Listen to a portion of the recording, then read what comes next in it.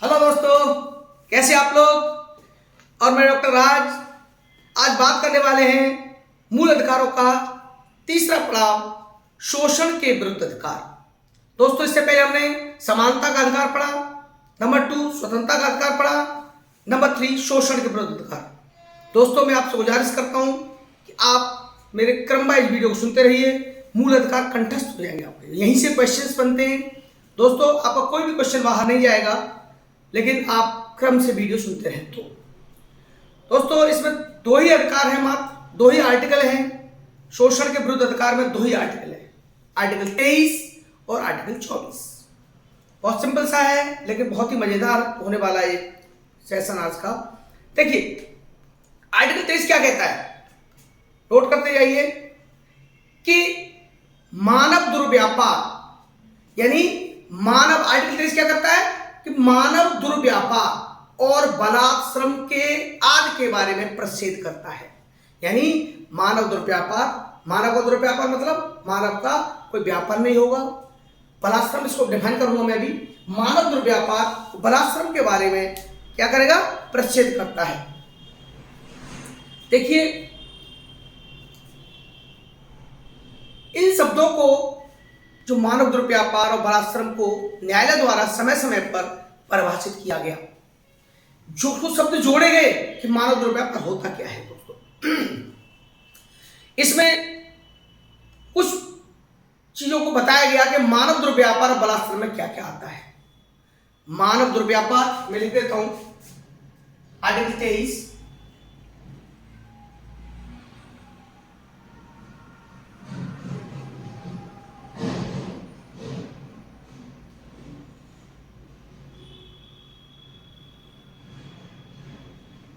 दुर्व्यापार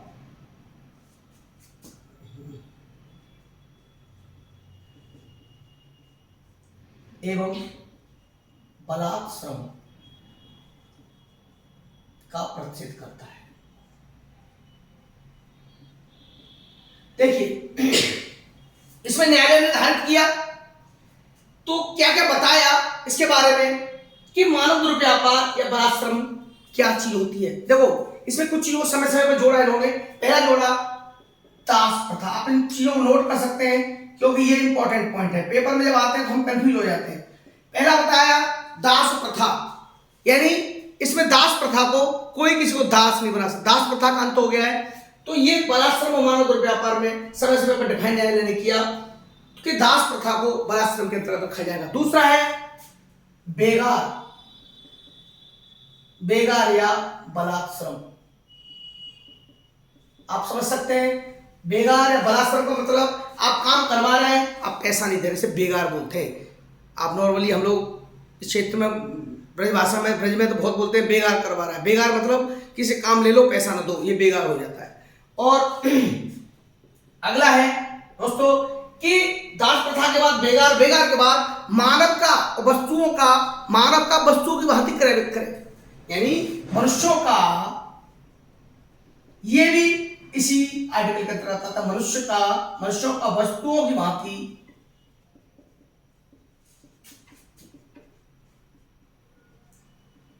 क्रय विक्रय। समझ पा रहे हैं आप, ये भी बलात्श्रम के अंतर्गत आता है कि मनुष्यों का वस्तुओं की भांति क्रय विक्रय भी बलात्श्रम के अंतर्गत। अगला है स्त्रियों एवं बच्चों का के साथ अनैतिक शोषण, अनैतिक शोषण, स्त्रियों और बच्चों का अनैतिक शोषण, ये भी इसी के अंतर्गत आता है। और पांचवा दोस्तों, बंधुआ मजदूरी। बंधुआ मजदूरी, बंधुआ मजदूरी हम लोग बना लेते लोग कि बंधुआ मजदूरी, बंधुआ हमारे रहेगा, चाहे फीस बढ़ाए नहीं बढ़ाए हमारे काम करेगा। ऐसा कोई आदमी चाहे कहीं भी जा सकता है, कहीं नौकरी छोड़ सकता है, वो बंधुआ मजदूरी नहीं करेगा। ठीक है। अब अगला पड़ाव आता है हमारा कि आर्टिकल 23 में ये बातें कही गई, इसके अंतर्गत तो देखिए, इसके अंतर्गत क्या होगा कि अब मैं आपको बता रहा हूं कि आर्टिकल 23 के अंतर्गत कोई अपराध होता है कि कोई अपराधी अपराध करता है कि अपराध के लिए एक हमने अनुच्छेद 35, हम उसको आगे पढ़ने की बात कर रहे थे लेकिन हम यह बता दे रहा हूं, अनुच्छेद 35 और अनुच्छेद 34 मैं दोनों के बारे में बता देता हूं आपको आज। देखिए अनुच्छेद 35 क्या है दोस्तों, संसद को मतलब अगर कोई बलात्कार का अपराध करता है तो संसद को अधिकार दिया गया है, संसद को अधिकार दिया गया है कि उसके लिए दंड विहित करने के लिए, दंड देने के लिए, दंड बताने के लिए कानून बना सकती है पार्लियामेंट। यानी हमने आर्टिकल 12 से लेकर 32 तक पढ़ रहे हैं लेकिन हमने 34-35 छोड़ा था। ये आता मूल अधिकार का पाठ है लेकिन 34-35 में क्या है, संसद को अधिकार है, मूल अधिकार नहीं है, संसद को अधिकार दिया गया है। हमारे कोई कानून का उल्लंघन करता है तो संसद क्या कर सकती है, दंडित करने, दंड विहित करने के लिए क्या कर सकती है, कानून बना सकती है। तो कानून बनाए हमने, तो आर्टिकल 35 समझ में आ गया आपके दोस्तों।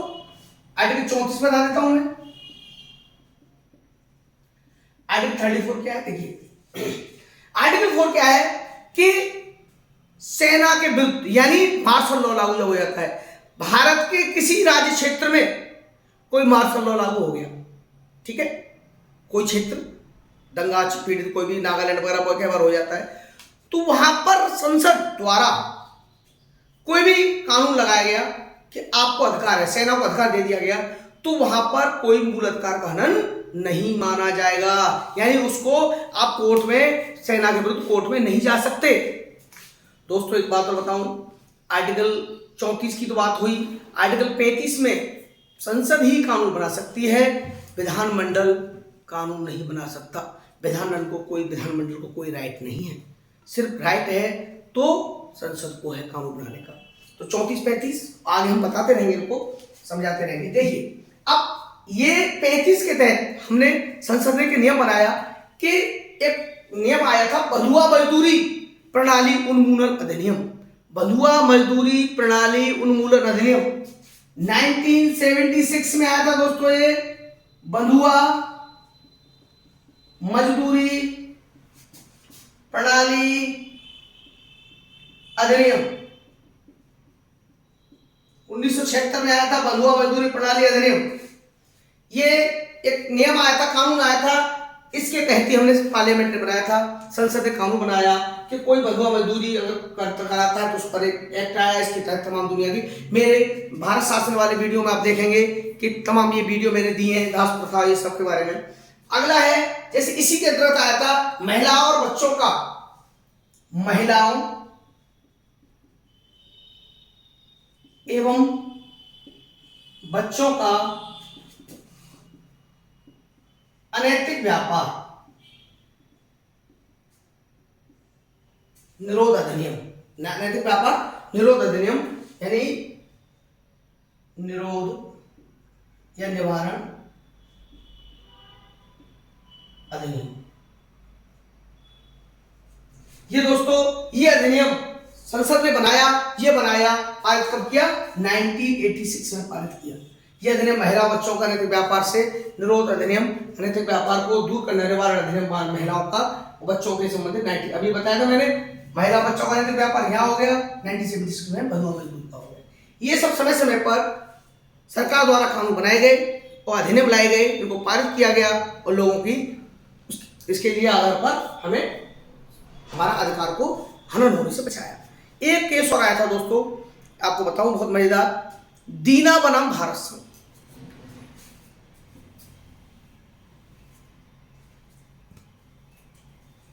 ये केस आया था दोस्तों 1983 में, दीना बनाम भारत संघ। इस केस में के बाद सुप्रीम कोर्ट ने धारित किया, क्या धारित किया कि देखो आप देखे होंगे कैदी होते हैं, कैदी कोर्ट में एक सुनाया जाता सजा कि सश्रमिक, तो जो श्रम करते हैं उनका पैसा दिया जाए, वहां भी बेगा नहीं कराई गई। कैदियों को अपने काम के लिए उचित मजदूरी पाने का हक है। दीना बनाम भारत संघ में कहा गया कैदियों को अपने काम की मजदूरी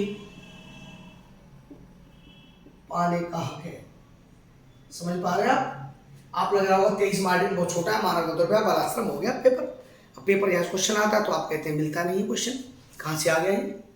तो आपको मैं जोड़ के पढ़ा रहा हूँ सारी चीजें कि बंधुआ मजदूरी हो गया, महिला बच्चों का हो गया 84, 76 वहाँ हो गया, और ये मैंने भारत संघ दीना बनाम भारत संघ आपको बता दिया 1983 में ये केस आया हुआ दीना बनाम भारत संघ में, ये कहा गया उनको मजदूरी पाने का हक है। अब देखिए ये समय समय पर पार्लियामेंट्री कानून बनाए। अब दीना बनाम भारत संघ ने कोई किया तो सुप्रीम कोर्ट निर्धारित कर दिया कि जो मजदूर अपना पारिश्रमिक है पारिश्रमिक उनको मिलेगा ही मिलेगा, पारिश्रमिक मिलना ही मिलना, बिना पारिश्रमिक के कुछ नहीं होगा। ठीक है, ये आपका होगा दोस्तों आर्टिकल 23। अब आर्टिकल 24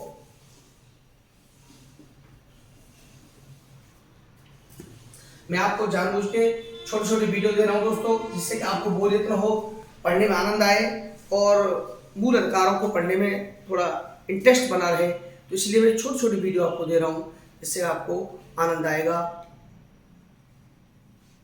समझ रहे? तो दोस्तों देखिए आर्टिकल 24 के अंतर्गत क्या है? कारखानों आदि में बालकों के नियोजन पर रोक लगाई गई है। यानी छोटी उम्र के बच्चे 14 वर्ष से कम आयु के बच्चों को कारखानों में काम करने दिया जाएगा, उस पर रोक लगाई गई। कारखानों 24 के अंतर्गत कारखानों आदि में मैं लिख देता हूं,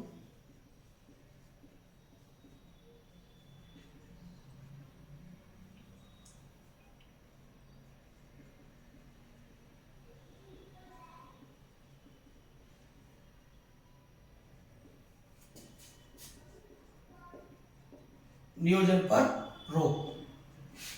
यानी देखो कारखाने में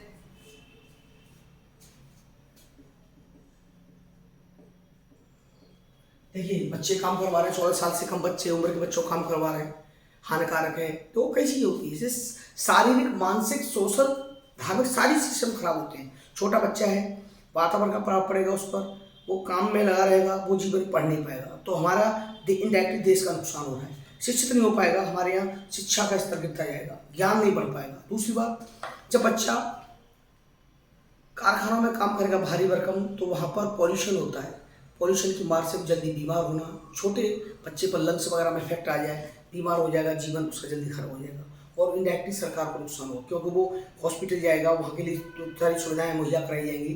तो कहने का मेरा तात्पर्य है कि बच्चे के शारीरिक मानसिक शोषण होता है इनडायरेक्टली। 14 वर्ष से कम आयु का कोई भी काम नहीं करेगा। लेकिन आपको जानकारी होगी कि सुप्रीम कोर्ट ने निर्धारित भी कर दिया कि 13 कारखाने थे, मैं आपको बताने वाला हूँ कि 13 कारखानों के लिए तो बिल्कुल प्रोहिबिटेड कर दिया गया, वहाँ काम नहीं कर सकते। और देखो एक बात बता दूँ, 14 वर्ष से कम आयु के बच्चे अगर कारखानों में काम करते हैं और कारखाने, खान और जितने जोखिमपूर्ण कार्य हैं उसमें अगर निषिद्ध किया गया उस नियोजन को, जोखिमपूर्ण कार्य, कारखाने, खानों में खुदाई कर रहे हैं, कोयले खान वगैरह में, गैसेज में, तो वहाँ दिक्कत आती है। तो आपको बता दूं कि 10 अक्टूबर